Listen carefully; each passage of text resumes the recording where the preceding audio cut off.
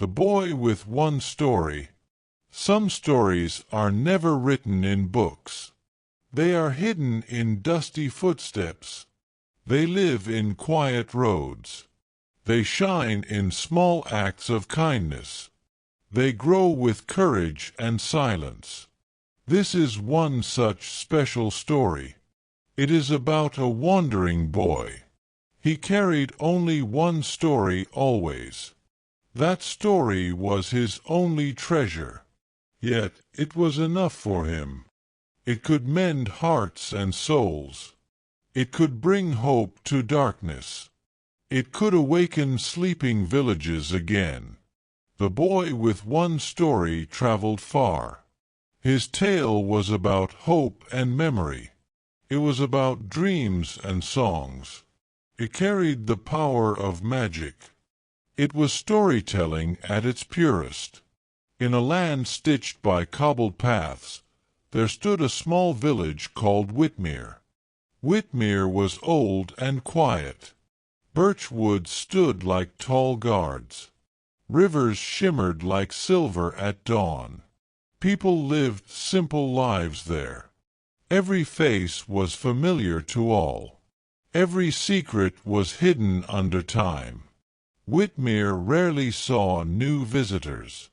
One morning, a boy walked in. He looked tired but calm. He was not more than 12.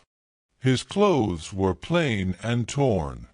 His shoes were dusty and worn. A satchel hung across his chest. Inside it lay a wooden box. The box was carved and locked. He held it like sacred treasure. The boy asked for bread softly. He used gentle words and eyes. His eyes looked older than him. They were deep, dark, and knowing. People asked who he was. He smiled faintly and answered, "I am a storyteller, only one." The baker's wife mocked him. "One story cannot feed anyone." But Father Alden saw something. He was the kind village priest. "One story may be enough," he whispered. He invited the boy that evening. The villagers gathered inside the church. Candles flickered against the old walls. The boy stood barefoot on the floor.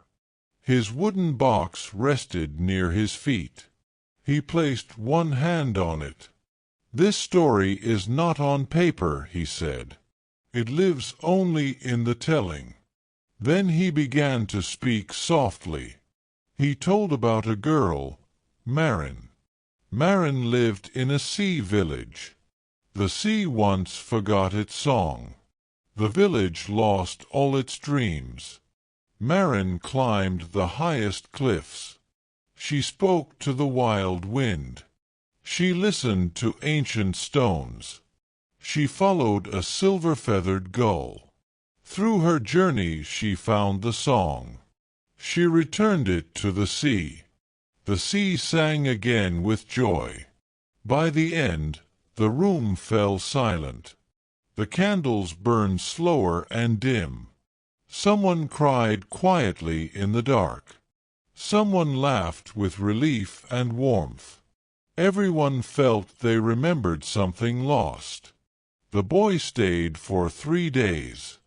Each evening he told the same story, but no telling was ever the same. One night the sea sounded sad. The next night it sounded brave. Marin was a child once. Then she became an old woman. The silver gull flew differently each night. The villagers felt new emotions each time. Father Alden asked him curiously, "How many versions do you know?" The boy simply smiled and said, "Only one story, but many listeners. Each listener reshapes the same story." By the 4th day, Whitmere changed. The weaver made cloth in bright colors. The blacksmith sang while making tools. A young boy spoke after months. He whispered one word, Marin. The story had healed something inside. On the 5th morning, he left quietly. He walked alone to another village. He carried his wooden box tightly. In Oakrun, the town was divided. The mayor and apothecary were enemies. They hadn't spoken in many years. The boy told his story again. He did not mention peace or hate. He spoke only of Marin and the sea. The next day, the feud ended. The apothecary helped the mayor's child. In Est Hollow, there was no rain. The land was dry and cracked. The boy told the story there too. The villagers cried but felt hope. That night they gave water to animals. Kindness returned to their hearts. In Greymarsh, schools were long closed. The children had forgotten to dream. The boy told his story with chalk. He drew gulls and seas on walls. The walls became full of magic. The children started to sing again. Everywhere he went, hearts changed. He never forced anyone to believe. The story healed by awakening hearts. In Velhurst, a city of towers, a scholar named Lionel heard about him. One story. Impossible, Lionel declared. He invited the boy to his hall. Professors and critics gathered around. The boy told the story calmly. When he finished, silence filled the hall. Lionel asked sharply, "Why only one?" The boy opened his wooden box. Inside there was a stone and seashell. "This is all I need," he said. "One story can live many lives." Lionel scoffed, but later cried alone. Years passed and the boy grew. His hair became long and messy. His steps grew slower and heavy. But his story never changed. Some villages called him a ghost. Some saw him as a prophet. Written versions of his tale failed. One day, he reached a busy town. People stared at screens and phones. Nobody had time for a story. The boy told it to empty air.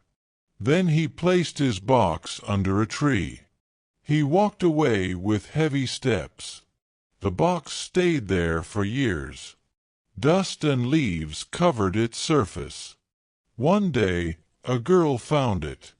Her name was Isla, quiet and kind. She chased her dog to that tree. She opened the box with care. She found a stone and seashell. That night, Isla dreamed of Marin. She saw the silver gull in clouds. She heard the sea's forgotten song. The next day she told her mother. Her mother cried for no reason. Isla told the story at school. Then she told it at gatherings. Every time it felt brand new. The story came alive once again. Isla grew older and wiser. She traveled to distant towns. She carried the box like treasure. She told of Marin and the sea. She spoke of hope and dreams. She never called the story hers. One night, an old man listened. He sat quietly at the back. His hair was gray and rough. Tears rolled down his tired face. When she finished, he stood slowly. He placed his hand on the box. "You carried it well," he whispered. Then he left with silent steps. The boy with one story lived on. His tale traveled from heart to heart. It stitched countless lives together. Maybe we all have one story, a story made of love and loss, a story shaped by memory and hope. The question is not how many. It is whether we tell the one that matters the most. When we share it, worlds change. Like the sea that sings again, the world will remember how to listen. The end.